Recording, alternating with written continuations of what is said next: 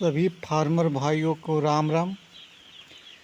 चूजा आने से पहले मतलब किस किस बात पे ध्यान देना चाहिए और आने के बाद किस किस बात पे ध्यान देना चाहिए, हम इस वीडियो में यहीं आज देखेंगे। मतलब क्या करना चाहिए।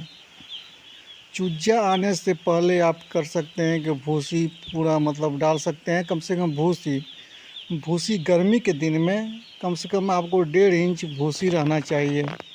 1.5 इंच भूसी रहेगा तो आराम करेगा, उसको बैठने में आराम होगा चूजा को, तो वज़न देगा। अगर भूसी नहीं रहेगा 1.5 इंच से 2 इंच, अगर भूसी कम है तो भूसी को चलाने में भी आपको दिक्कत होगा। फिर आगे चलकर आपको दिक्कत ये होने वाला है कि आप भूसी गिल्ला हो जाएगा तो मुर्गा के सर्दी आ जाएगा, जिसके चलते CRD आ जाएगा। CRD होगा तो इकलवाई आ जाएगा।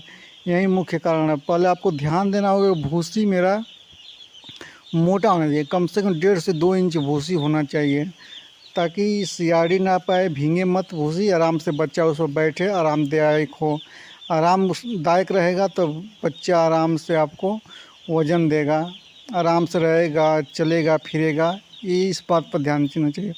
दूसरी बात, आप जितना बच्चा डाल रहे हैं, कम से कम बच्चा जितना डाल रहे हैं उसका 3 से 4% आपको खाने के दाना और पीने का पानी का बर्तन कम से कम 4% ले 5%, कम से कम 3% हो तो बहुत अच्छा है।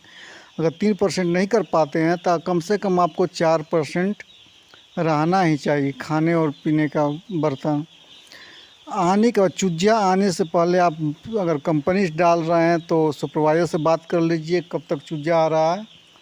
चूजा आने से पहले आपको मतलब हम 2,000 डाले हैं बच्चे, उसके अनुसार हम बता रहे हैं। आपको 2 किलो गुड़ ले लेना है,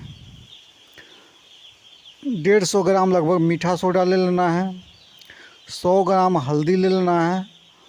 उसको पानी में एक बाल्टी में घोर कर मतलब दे देना है। कम से कम आप 2000 चूजा के लिए 40 लीटर पानी लगाएं। शुरू दिन, पहला दिन, 0 दिन माने या पहला दिन माने, जो भी माने आप, कम से कम 40 लीटर पानी आपको लगाना ही पड़ेगा। 40 लीटर पानी आपको पिलाना पड़ेगा। कुछ घंटा रुक जाएं, कम से कम 1-2 घंटा रुकने के बाद ही उसमें चारा डालें। नहीं तो सुपरवाइज़र बोल रहा है दाना डालने के लिए तो दाना डाल सकते हैं। ऐसे तो हम दाना और पानी दोनों साथ में लगा देते हैं, लेकिन सही रहता है, हम यही करते हैं, दाना और पानी दोनों साथ ही में लगा देते हैं।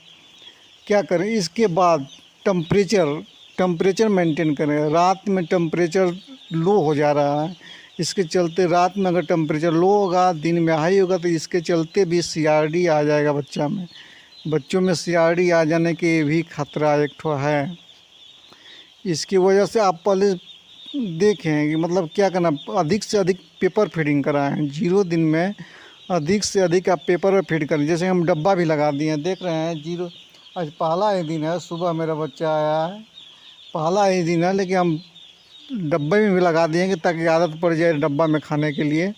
24 घंटा तो फीड आपको मतलब कराना चाहिए कि इस पेपर पे ही कराना चाहिए। डब्बा भी अगर स्पेस है आपके पास तो डब्बा भी लगा दीजिए ताकि खाने का आदत पड़ जाए। पेपर हटाने के बाद भी बोरा मतलब फाड़ कर, जो बोरा होता है उसको फाड़ कर उस पर पेपर डालकर उस पर दाना डाल दीजिए। पेपर फीडिंग कराएंगे। 7 दिन आपको ज़बरदस्त खिलाना है। सुबह गुड़ पानी दे दिए, गुड़ पानी हल्दी मीठा सोडा दे दिए। रात को उसी दिन आपको एंटीबायोटिक चलाना है। एंटीबायोटिक आपको कंपनी देती है, कम से कम 3 दिन एंटीबायोटिक आपको चलाना चाहिए, ताकि बच्चे में जो योग होता है वो योग ख़त्म हो जाए। हो जाएगा तभी आपका बच्चा स्वस्थ रहेगा, आगे चल के विकास करेगा। हम 3 दिन गुड़ भी देते हैं, लगातार 3 दिन गुड़ देते हैं। इसके बाद बीच में सादा पानी देते हैं। ये आपको करना होगा। बच्चों के स्वास्थ्य के लिए आपको इतना करना ही होगा। आप अधिक से अधिक कम से कम 1 सप्ताह आपको ज़बरदस्त मेहनत करना पड़ेगा। अगर पोल्ट्री फार्म से फ़ायदा कमाना चाहते हैं आप, तो 1 सप्ताह आपको ज़बरदस्त मेहनत करना पड़ेगा। मतलब रात में जग कर, दिन में जग कर, बीच में बच्चों के बीच जाना आना, ताकि बच्चा चूंगे तो दाना मिले उसको, जाकर पानी पिए। तो बच्चा अगर 1 सप्ताह अच्छा से खा पी लिया तो ना इकुलाई आएगा, ना CRD आ पाएगी। हर बीमारी से सुनिश्चित रहिएगा। अगर बच्चा पानी नहीं पिया, आपको अगर हुला कर नहीं